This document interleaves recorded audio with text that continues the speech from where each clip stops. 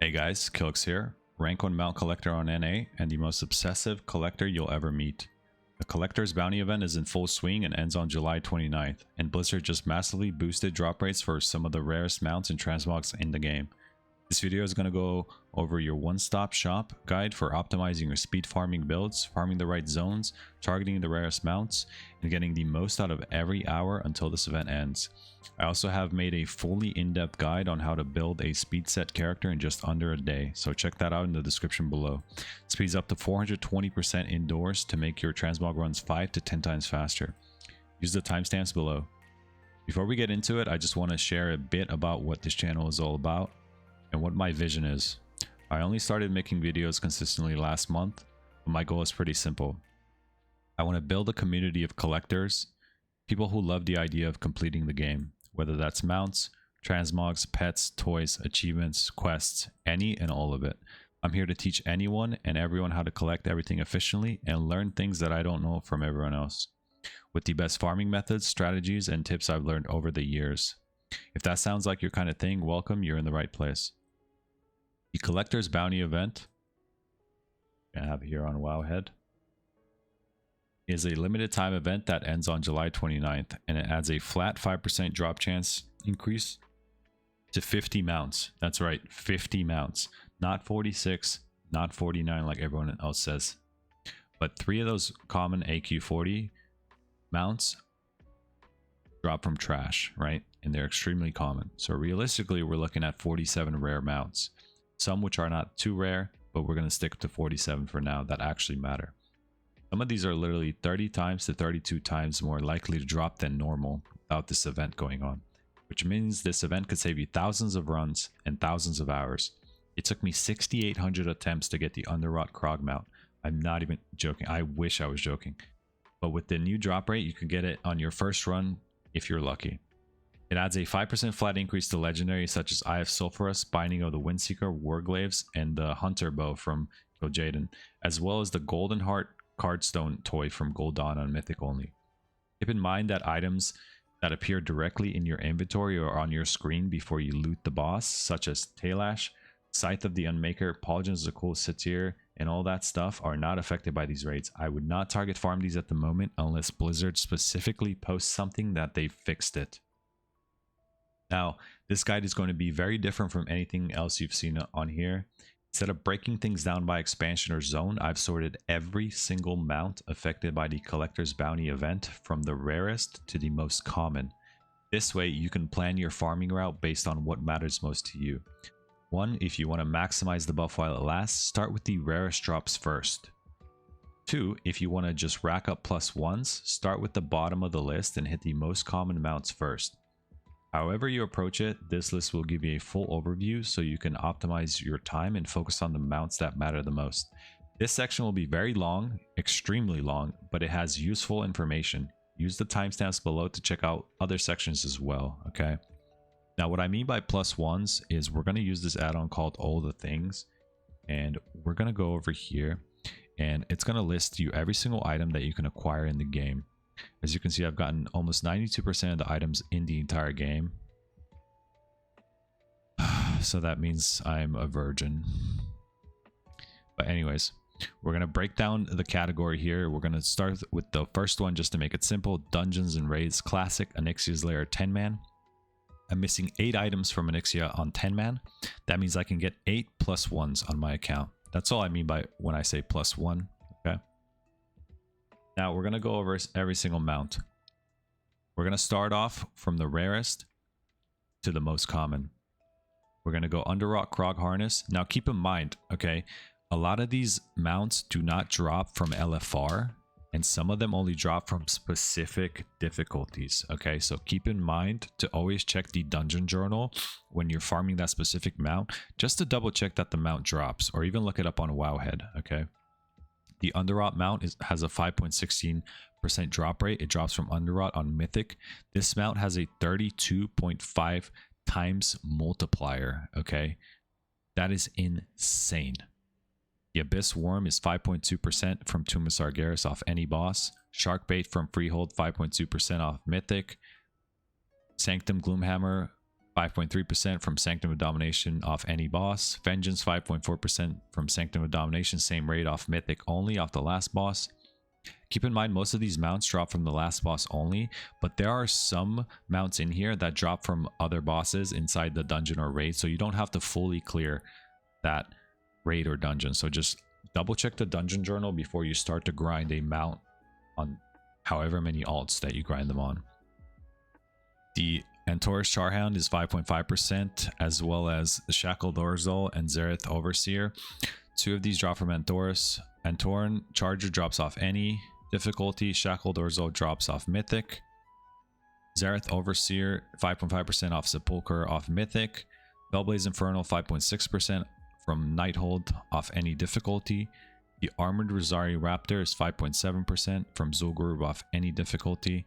Virtuous Stone Drake 5.7% from Stonecore Dungeon off any difficulty.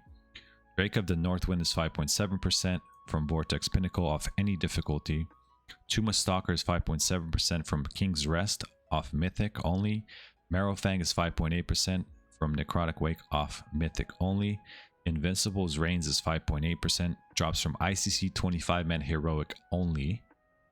Make sure it's on 25-man Heroic. The Blue Proto Drake is 5.8% from Utgard Pinnacle off Heroic only. The Grand Black War Mammoth is 5.8% from every single boss from Vault of Archivon on any difficulty. I would suggest you do 25-man for the more transmog items while you're farming this mount. Midnight is 5.9% from Return to Karazhan off Mythic only. Swift Sulian Panther is 5.9% from ZG off any difficulty. Orkun Juggernaut is 5.9% from Siege of Orgrimmar. Mythic, remember you can use the raid skips for a lot of these dungeons once you've completed the raid skip quest as well, so make sure you're completing those quests. Like in Siege of Orgrimmar, you can skip to the last boss after you've completed the raid skip quest. Death Charger's Reigns is 5.9% from Undead Stratholme side dungeon. The Red Karaji Battle Tank is 6% from AQ40 Trash. Mimron's Head is 6% from Oldar off Yogg Saron off the last boss.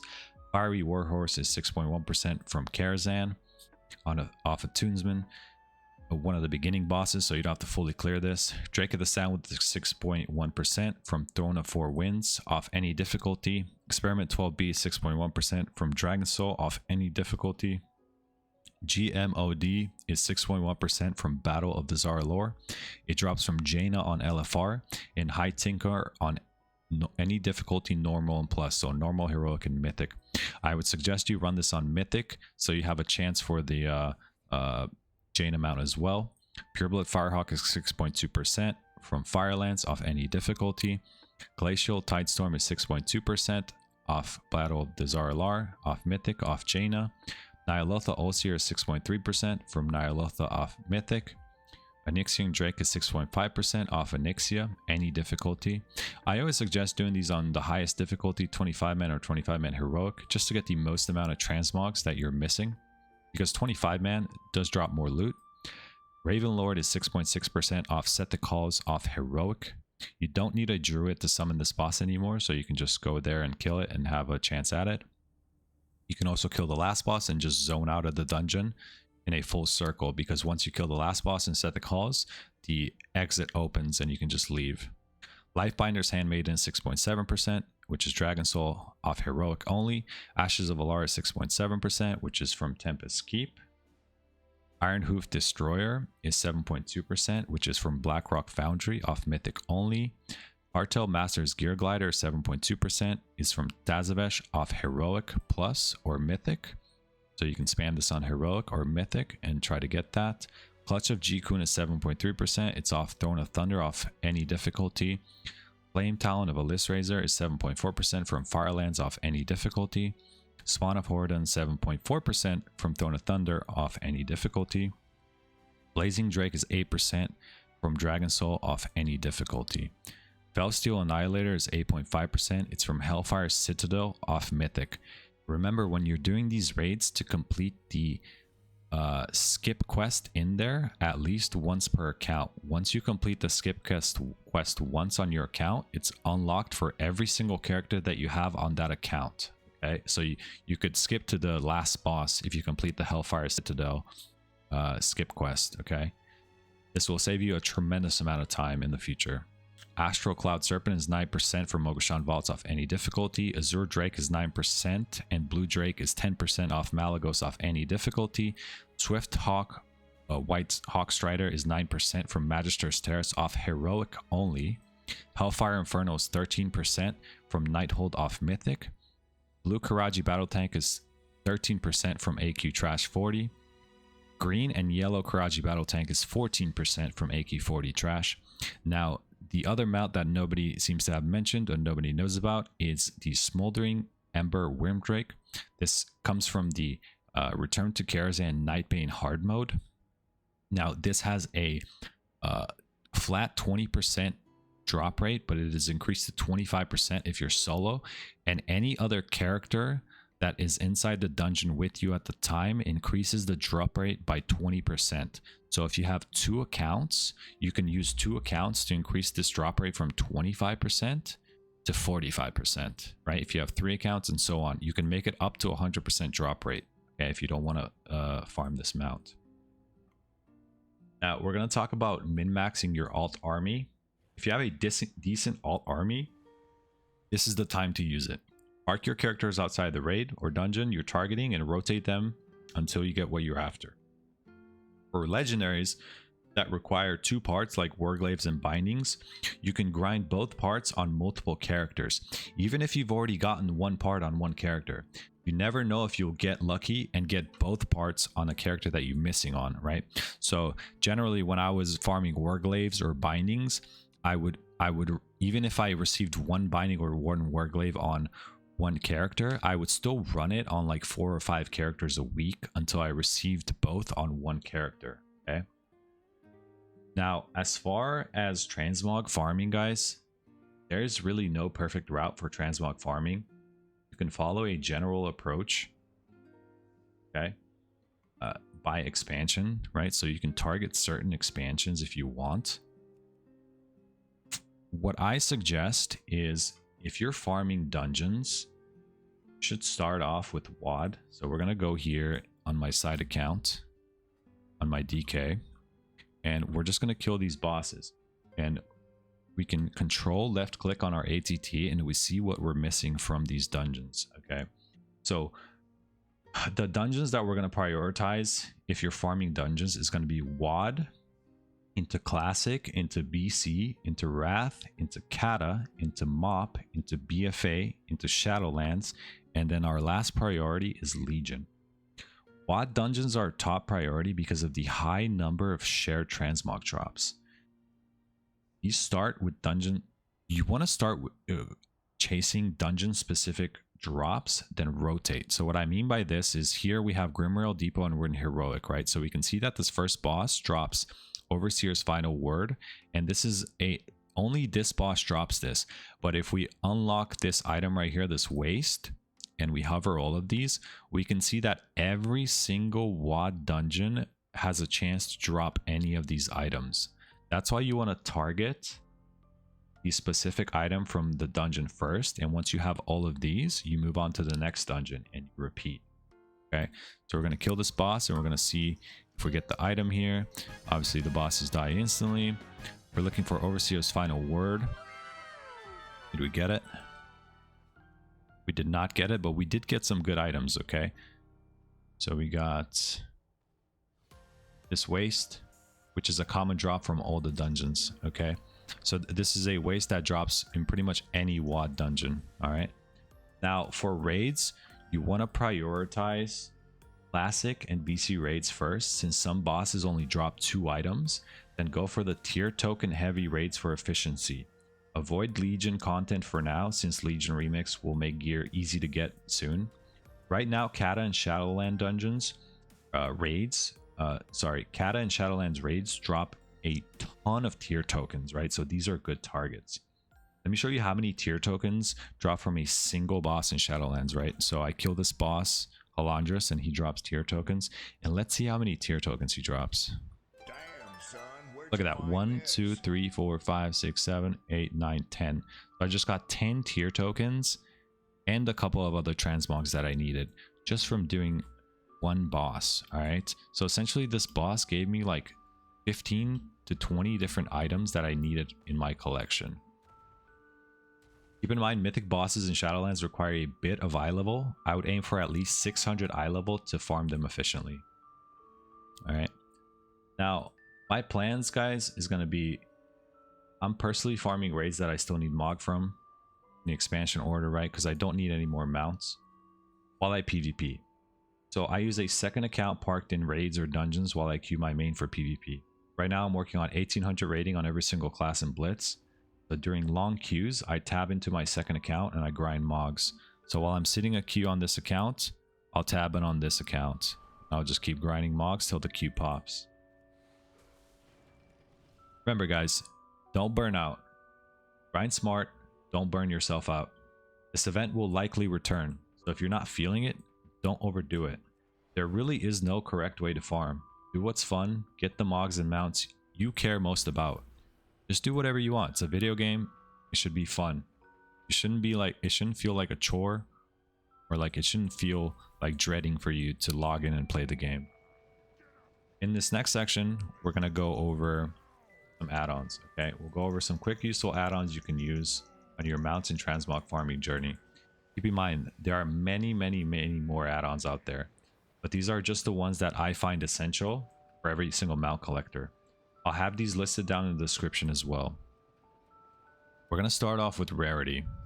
Okay, this add-on is going to show you every single boss that you've killed and every single item that you're missing that you had attempts on, and it's going to show you a likelihood of that mount or pet or toy or whatever dropping on your next kill, right? So if you've killed, let's say, the Underrot last boss 50 times, it'll say you've killed it 50 times, and it'll give you a percentage of likelihood to drop on the next drop. All right, it's a very simple add-on. Our next add-on is going to be ATT, which is called All the Things. This add-on is an extremely massive add-on, and it tracks every single item that you can acquire in the game. This is used more for very in-depth collectors that want to track every single item to see what they're missing and see what they still need to do, right? So you can categorize it by anything: quest, vendors, what you're missing from vendors, what items you're missing, anything. This is a massive add-on, and it'll take a lot of memory and it will tax your computer. So I would not keep this on if you have a bad computer all the time, especially if you're raiding or doing Mythic Plus. It could lag you out or disconnect you. Our next add-on is going to be saved instances. So this add-on is going to give you a list of all. I have a ton of add-ons here. So this add-on is going to give you a list of every single raid and dungeon that you've cleared on whatever character with a lockout, so you can easily keep track if you have an alt army. So if you want to run ICC 25-man heroic on 25 alts, you can see which alts you've killed them on, and you can see which alts you still need them on after you've cleared it at least once. So you can easily track that as well. This add-on here is called Mini Map Button Reborn, and what this add-on does is just neatly organizes every single add-on widget into here. If you want to get rid of something and put it on the actual screen itself, you're just going to hold down Control and right click it. If you want to put it back, you're just going to hold down Control and right click it. Okay, so it organizes everything for you. The only add-on I have up here showing for me is All the Things, because I'm always using this add-on. So if I hold down Control, left click, it'll pull up the specific zone that I am in, and it'll show me the items that I'm missing here. And it also has all the settings descriptions if you hover over the icon. Our next add-on is going to be TomTom. This add-on is a cursor add-on, and it shows you the coordinates of where your cursor is or where your character is. Okay, this add-on is useful to use with Wowhead.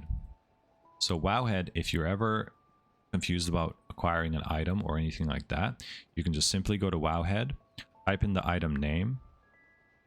So let's type in Blazing Drake. Pull this up. We'll pull up the actual mount itself. And then we go to comments. And often people will post Useful comments here, usually like, oh, I've killed this XX many times, I haven't gotten it, or oh, I got it on the first kill, whatever. The thing that we're mostly looking for here is who it drops off of. So it drops off of Deathwing, off Dragon Soul.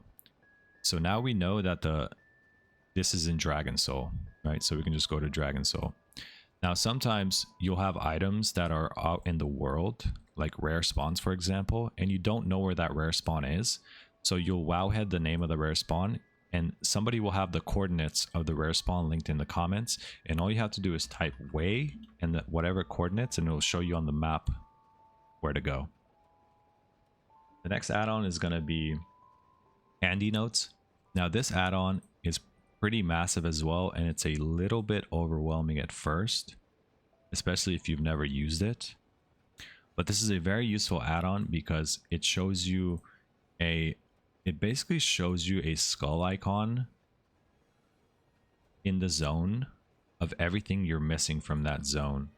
Okay, so if we go to let's see, so I have most of these items already, so they're not really going to show, right? I want to go to Ravendret since we see a skull here.